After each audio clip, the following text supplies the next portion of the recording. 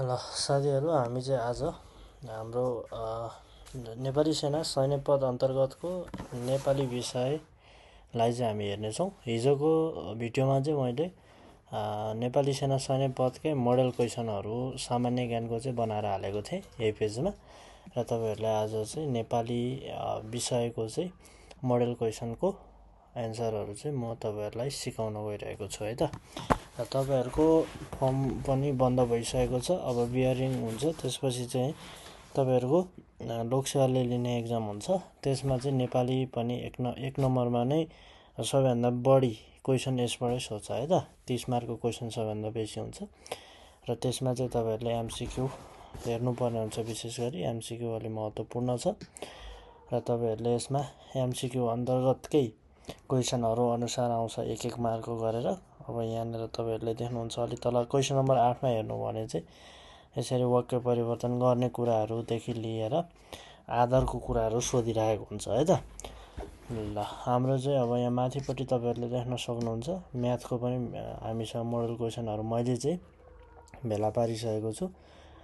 यो पनि म भोलि या पर्सिको दिनहरूमा चाहिँ यसको चाहिँ भिडियो लिएर आउने नै छु र हाम्रो अनलाइन क्लास चाहिँ भइरहेको छ। त्यसमा चाहिँ तपाईँहरूले यो नम्बरमा माथि दिएको यो 9741 यो नम्बरमा चाहिँ वाट्सएप पनि गर्न सक्नुहुन्छ र क्लास चाहिँ भइरहेको छ है त।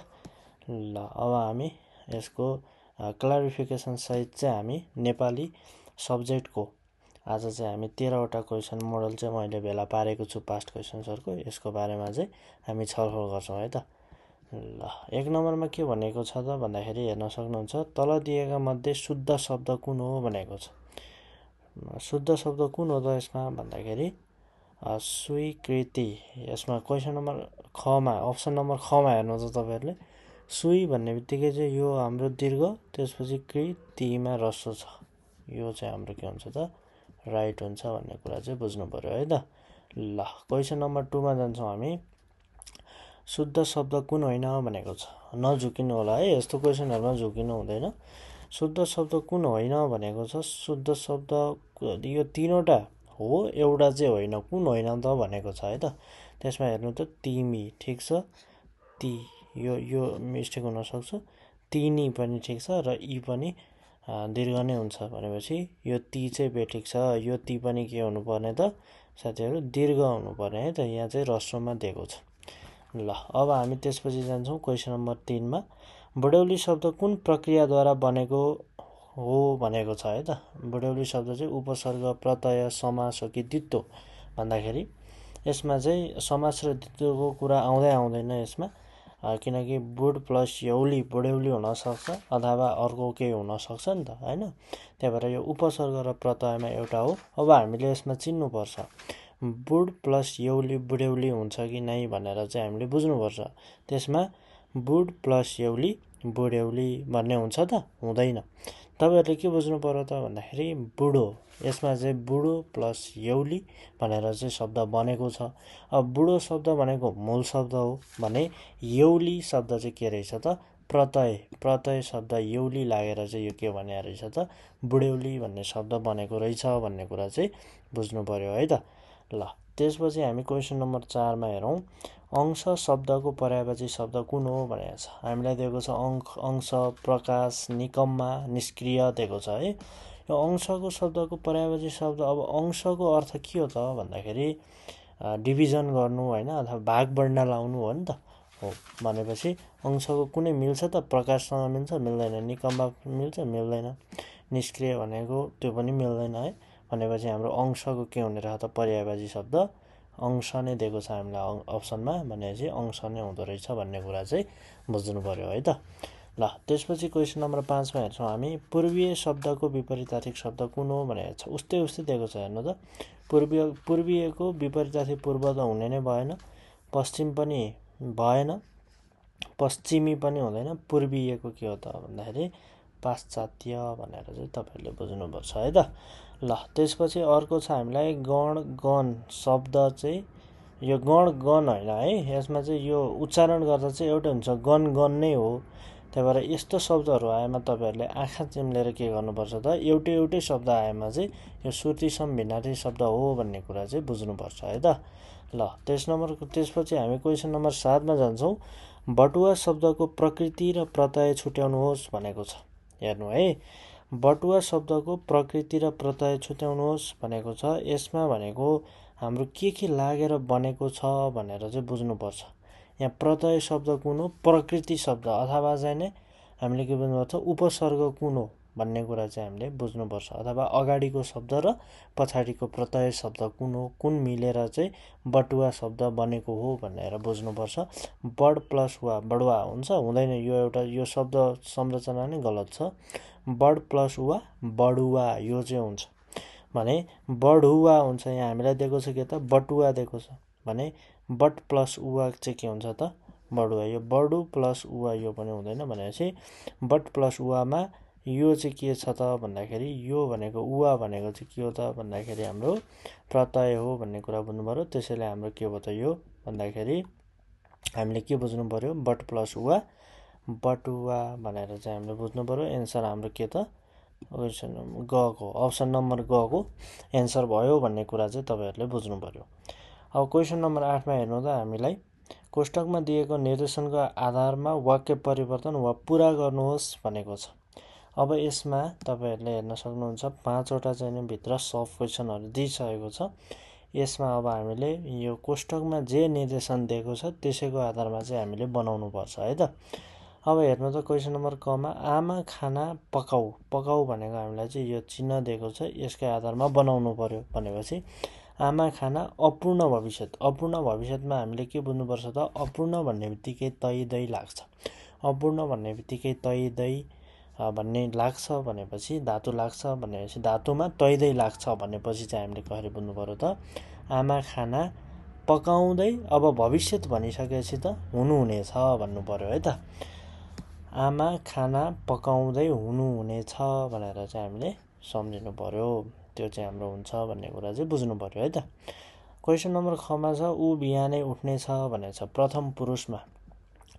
यो ऊ बिहानै उठ्नेछलाई हामीले प्रथम पुरुषमा चेन्ज गर्नुपर्छ। पुरुष 3 प्रकारका हुन्छन्, तपाईँहरूले पढ्नुभएको होला साथीहरू। त्यसमा प्रथम पुरुष अन्तर्गत पर्ने भनेको म र हामी हो। प्रथम पुरुषमा 2 वटा मात्र पर्छन्। के त भन्दाखेरि म र हामी पर्छ। अब क्वेसन कुन आधारमा सोधेको छ त्यही आधारमा चाहिँ हामीले एन्सर बनाउनु पर्छ, अन्यथा गलत मानिनेछ भनेर चाहिँ त्यहाँको उहरूले चेक गर्ने समयमा चाहिँ त्यो आधारले गर्नुहुन्छ भन्ने कुरा चाहिँ तपाईँहरूले बुझ्नु पर्यो।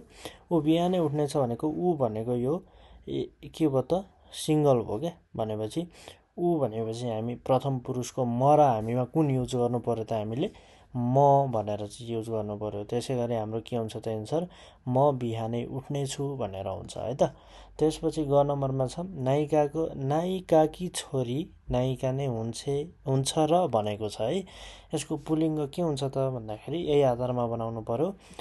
नायकको छोरो नायक नै हुन्छ र भन्नु पर्यो है त। तपाईँहरूले नायकको छोरो नायक नै हुन्छ र भनेर पछाडि फेरि यो क्वेसन मार्क दिन चाहिँ छोड्नु भएन, यो कुरा चाहिँ छोड्नु भएन है त। यो कुरा फेरि राख्नै पर्यो। त्यसपछि घ नम्बरमा छ म सङ्गीत डट अव्यस्तभूत भनेको छ है। म सङ्गीत डट अव्यस्तभूत सिक भनेको थियो। अव्यस्त भनेको के हो त साथीहरू भन्दाखेरि कुनै पनि काम पहिले गर्थ्यो भन्नेपछि हामी के गर्छौँ त म सङ्गीत सिक्थेँ। पहिले गर्थ्यो क्या उसले पहिले गर्थ्यो भने चाहिँ म सङ्गीत सिक्थेँ भनेर चाहिँ हान्नु पर्यो। यो भनेको भूतकालको अव्यस्तभूत हो भन्ने कुरा चाहिँ तपाईँहरूले बुझ्नुहुन्छ है त, बुझ्नुपर्छ। अब क्वेसन नम्बर 9 मा छ आज पानी पर्ला भनेको। आज पानी पर्ला भन्ने शब्द कुन हो त भन्दाखेरि यो एउटा वाक्य चाहिँ कुन वाक्य हो भन्दाखेरि हामीले बुझ्दाखेरि सम्भावना अर्थ हो है। सम्भावना बोकेको अर्थ आज पानी पर्ला, पर्ला पनि नपर्ला पनि भन्न सकिन्छ नि त। भने आज पानी पर्लालाई हामीले सङ्केतार्थमा कसरी बनाउने त भन्दाखेरि यसमा चाहिँ हाम्रो आज पानी पर्ला भन्ने शब्द आयो भने चाहिँ हामीले मिलाएर बनाउनु पर्छ, सङ्केत दिने खालको बनाउनु पर्छ। कसरी बनाउन सकिन्छ त भन्दाखेरि आज पानी परे बाली सप्रिन्छ भनेर चाहिँ बनाउनु पर्यो। यसमा चाहिँ के बनाउन सक्नुहुन्छ आज पानी परे बाली सप्रिन्छ भनेर चाहिँ बनाउन सक्नुहुन्छ है त। ल अब हामी क्वेसन नम्बर 9 मा जान्छौँ। 9 मा छ तपाईँ खेल्न जानुहोस् यो वाक्यमा कुन आधारको प्रयोग गरिएको छ भनिएको छ। तपाईँ, हजुर, उहाँ भन्ने शब्द जति पनि छन् त्यो भनेको हाम्रो उच्च आधारको शब्दहरू हुन् भन्ने कुरा चाहिँ बुझ्नुपर्छ है त। उच्च आधारको शब्दहरू हुन् भनेपछि हाम्रो एन्सर के हो त उच्च आधार भयो। तपाईँ खेल्न जानुहोस् भनेर चाहिँ एउटा उच्च आधारको शब्द हो तपाईँ भनेर बुझ्नु पर्यो।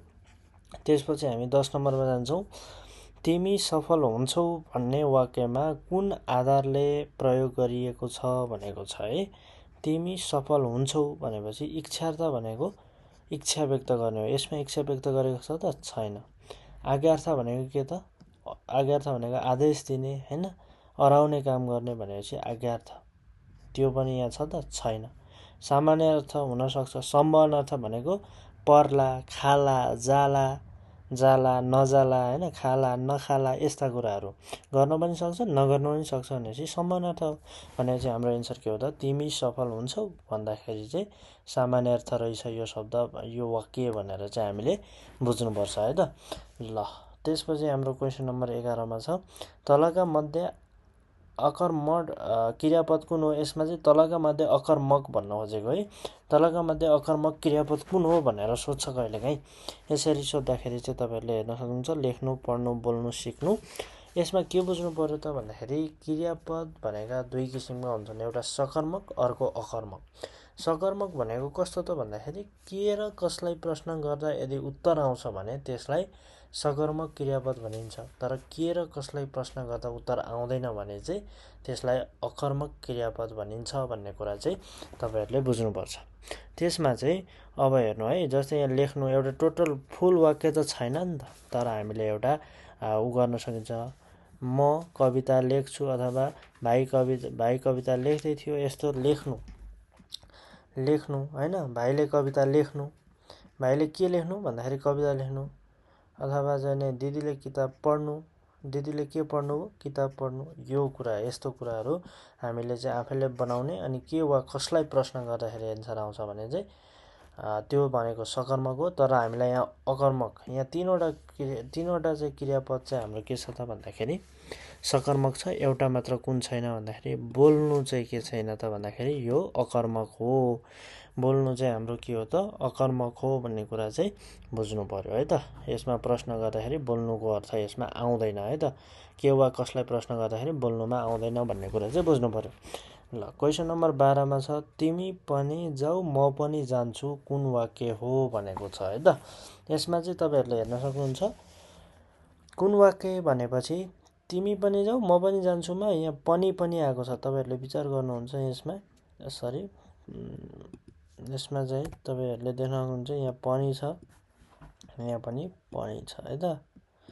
पनि न र वा अनि हैन यस्तै परन्तु यद्यपि त्यसैले हैन किनभने यस्ता शब्दहरू आयो भने यस्ता शब्दहरूले कुनै पनि वाक्यलाई जोडेको छ भनेपछि हामीले त्यसलाई के भन्नु पर्यो त संयुक्त वाक्य रहेछ भनेर चाहिँ भन्नु पर्यो है त। संयुक्त वाक्य रहेछ भनेर चाहिँ हामीले भन्नु पर्यो है त साथीहरू। यो संयुक्त वाक्य रहेछ भन्ने कुरा चाहिँ बुझ्नु पर्यो। अब हामी 13औं नम्बरमा क्वेसन हेर्छौँ। ऊ सधैँ गाली गर्छ यो वाक्यको अकरण कुन होला भनेको छ। ऊ सधैँ गाली गर्छ यो वाक्यको अकरण हेर्नु है। ऊ सधैँ गाली गर्ने छैन यो त हुँदै भएन हैन, यो भएन। ऊ सधैँ गाली गर्दैन यो पनि भएन। ऊ गाली गर्दैन। अब यो सधैँलाई चाहिँ हामीले चेन्ज गर्नुपर्छ। सधैँ जहिले पनि केमा जान्छ त कहिल्यैमा जान्छ, परिवर्तन हुन्छ भनेपछि हाम्रो एन्सर के हो त ऊ कहिल्यै गाली गर्दैन भनेर चाहिँ बुझ्नु पर्यो है त। ऊ कहिल्यै गाली गर्दैन। हाम्रो चाहिँ ग नम्बरको एन्सर गको अप्सन चाहिँ करेक्ट भयो भन्ने कुरा चाहिँ बुझ्नु पर्यो। सधैँ कहिले, सधैँलाई कहिलेमा चेन्ज गर्नुपर्छ है त।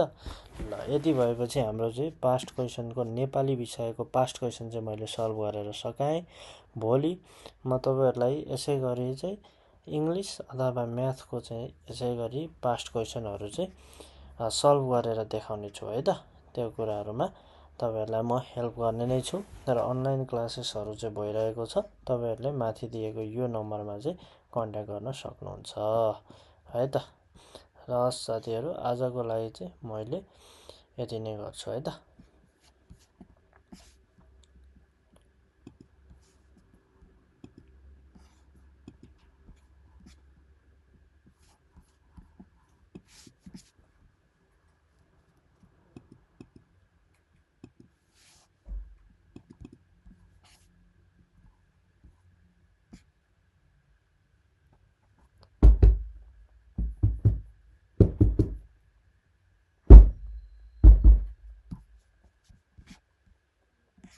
हेर्नु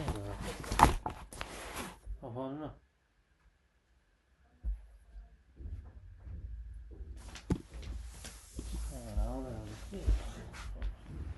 चलाउन आउँदैन यो माथि लगाएपछि अनि यता हटाउने आइहाल्छ नि अफ गर्नु नै बन्द गर्नु